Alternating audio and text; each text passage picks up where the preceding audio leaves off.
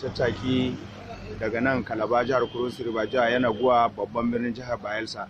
Shin me ya jawo hankalinka har ka yanke shawara kake wannan tattaki? Hakika wannan wani abu ne wanda suna dai Anas Murtala, kuma ni ne na bulimi tattaki daga nan Cross River zuwa Bayelsa domin zuwa mai gwamna. Hakikanin gaskiya hakan zai nuna ma wato wanda nake tare da su cikakken goyon baya da nake faci kuma sa'annan da murna irin wanda aka dauka aka ba wannan na farko ba shi ci zaben ba a inda suka fara kuma sa'annan aka zo saboda su da aka dauki gwamnati aka ba shi a hannu. Hakika na yi farin ciki babban dalilin da yasa zan tattaki a kai. Kai ne dan arewa na farko a yankin kudu maso gabas da kuma kudu maso kudu da zai yi wannan tattaki. Kana da ƙwarin gwiwar zaka jure da tafiyar iya kwanakin da zaka har isa kai sai na gawa?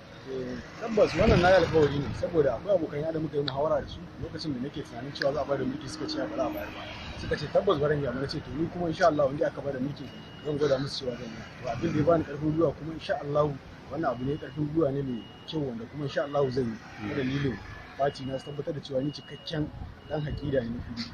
Yawa, idan misali kai ido da ido da gwamna na Bayelsa din nan yanzu karkashin jam'iyyar PDP, idan kuka zauna wani irin sako ne kake dauke da shi da za ka gaya masa? Wannan akwai sakonni na kamar misali na farko shi gwamna ne na jama'a, karewa da dan wani fati da sauransu, ni zai aiki al'umma aiki gaba ɗaya kamar yadda muka saba a lokacin baya da kowa da ya sani, wanda Najeriya tana ta kuka yanzu saboda rabuwar PDP da ofis. To wannan abu ne wanda darasi ne ga mutane kuma wanda ya ɗauki matsayin wannan abu ne na abubuwa wanda musamman da zan bashi, wanda ya ɗauki nauyin shi kamar editor na jihar Plateau wata kungiya nake ciki Ahmad Yahuna, shi ne ɗauki wannan nauyin award zan bashi na musamman akan wannan kujera da aka bashi.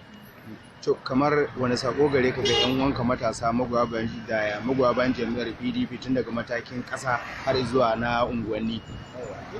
Sakona gare su shine su fara jajircewa kuma su tabbatar yanzu dai an yi rana kowa ya riga ya fito fili, an gani cewa lallai jami'ar PDP jam'iyya ce mai adalci, jam'iyya ce kuma ta al'umma da al'umma. Da haka ina jawo hankalinsu da za mu ƙara haɗa kai domin mu ƙara karɓowa Najeriya 'yanci kuma mu dawo da PDP ofis baki daya, domin nan samari su ne ƙashin bayan al'umma. Kotunan Najeriya yanzu sun ɗauko yin hukunci na gaskiya lura da cewa zaben jihar Bayelsa kotun koli ta ba jam'iyyar PDP. Alhamdulillah, ni suna na Jamilu wanda yake mazaunin garin Kalaba. Lallai wannan adalci ne kai wanda dai dama duk mai tunani wanda yake da hangen nesa ya san karshen abin da zai faru kenan. A matsayin mu na 'yan Najeriya wanda muka san yadda Najeriya take, dama a zo a ce ma wai jam'iyyar APC ta ci Bayelsa, kai ma ka san wannan kawai shiri ne aka hada. To yanzu kaga gaskiya ta nuna gaskiya, an ba mutane abin da suka zaba kuma shine adalci, kowanne a bashi wanda suka zaba. Kaga haka ya nuna cewar kotunan Najeriya watakila sun fara saita al'amuran su kenan ta yadda 'yan ƙasa za su gane cewar lallai kotu ita ce haƙƙi take da haƙƙin aiwatar da komai da komai, ba wasu waɗanda suke zaune a gefe ba.